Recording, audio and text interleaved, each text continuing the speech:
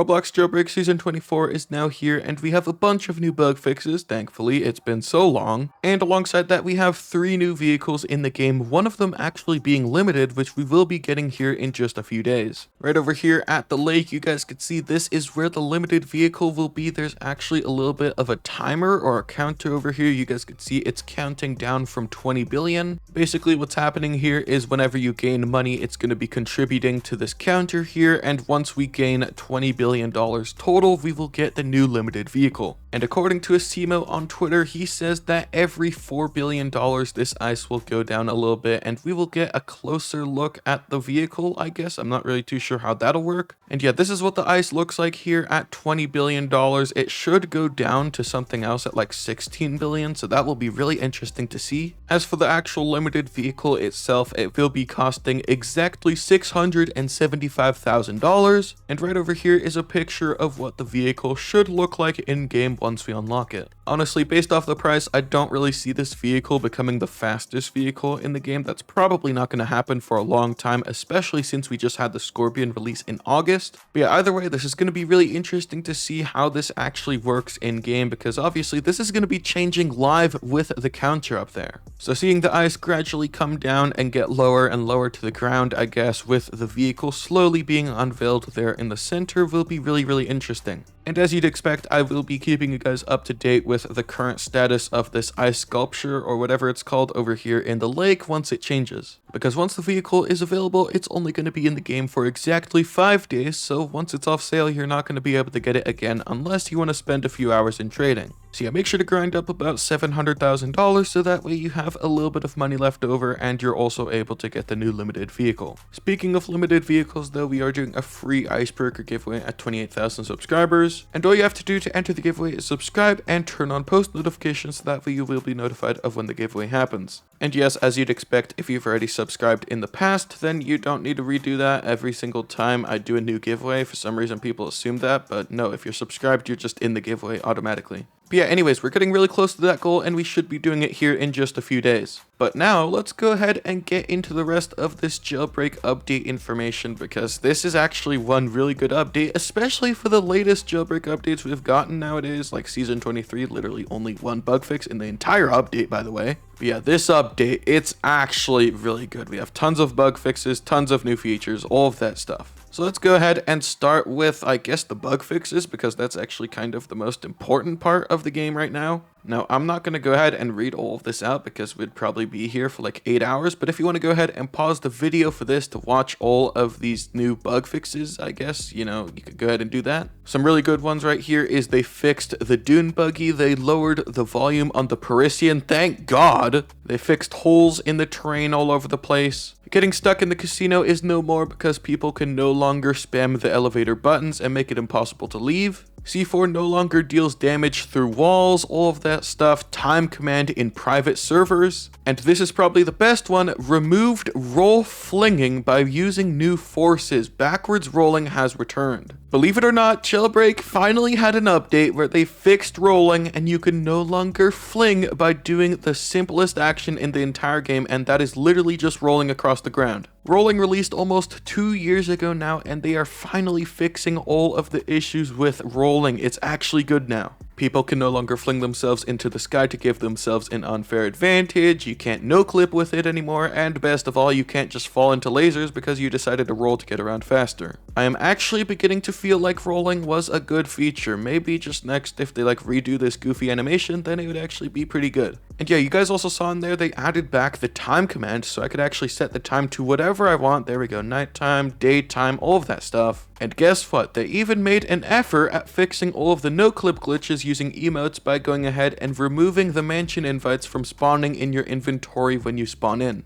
Because basically what people did before is they exploited the mansion invite and how it works, moving your character around to make the emote glitch more effective. So yeah, basically now, unless you're like some sort of hacker and you spawn in another tool in your inventory to no-clip, then yeah, no-clipping with emotes is now gone if you're just trying to escape jail. And I guess that also means we can no longer use the actual mansion invite tool in our inventory, so yeah, that's pretty interesting as well. So yeah, overall, really good update, and I'm actually really excited to see how this affects gameplay. But now moving on to the winter map, this will be quick here. We have obviously snow all over the ground. I don't know what you'd expect. Places all over the map have like hats on them now for some reason, including the cargo ship over there at the port for the oil rig. We have ice all over the waters over here, and we actually have the good old ice track back over here, so it's pretty much the exact same as every year in the past if you know what it looks like. We got ramps, we got my horrible driving, so yeah, I'm probably gonna die when I try to do this. Probably the best part about this winter map, you know, it's the ice track. I really like this feature, and it's actually fitting the game pretty well because from far away you don't even notice that it's here.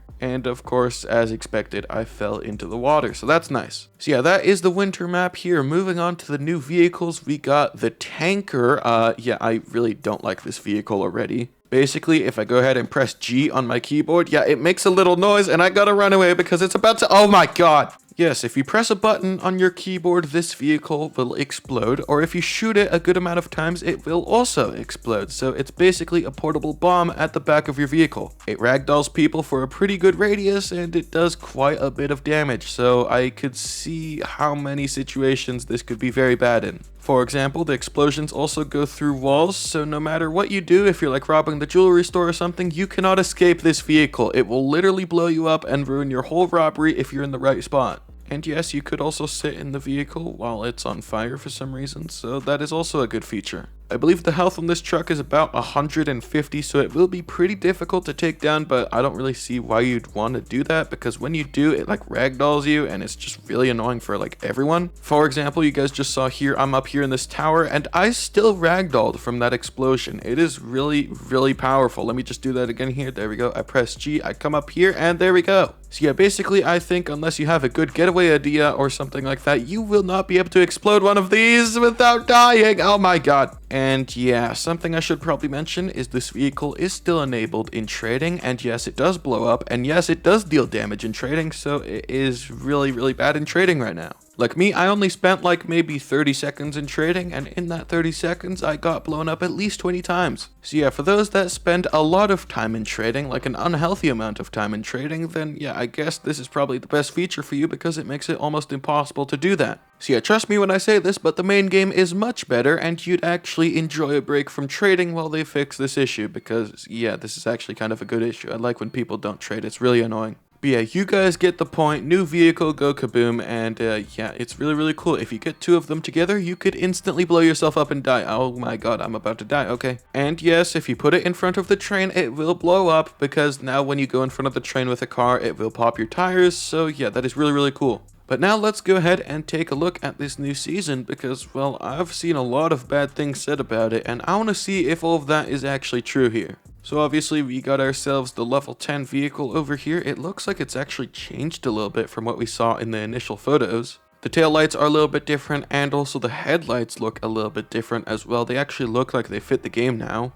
Here's what the interior looks like. I'm not really too sure why it's all purple, but okay, I will not judge it. Honestly, I'm not really too sure if this is going to be a super fast vehicle this season. I think we got pretty lucky with the Wedge in Season 23. But yeah, I'd say just don't get your hopes up too high because chances are this vehicle is just going to be kind of mid. But who knows, we shall see when people start to unlock it. As for the actual items themselves, I don't really know if I should go over all of them because, well, they're kind of lame, honestly, now that I see them in game. If I'm gonna be honest, this season is kind of just like a filler season. It feels very just empty in my opinion. Like for example, we have this icy rim over here. You guys can see it's colored and textured like ice, and it has snow effects in it as well. It looks really nice. But the thing is, we're only gonna have this winter map for like 2 months until the start of February, and I don't want to use a rim that's like colored in ice and snow in the summer, you know? And that is exactly the issue with seasons like this that are themed like winter, spring, or pretty much any season.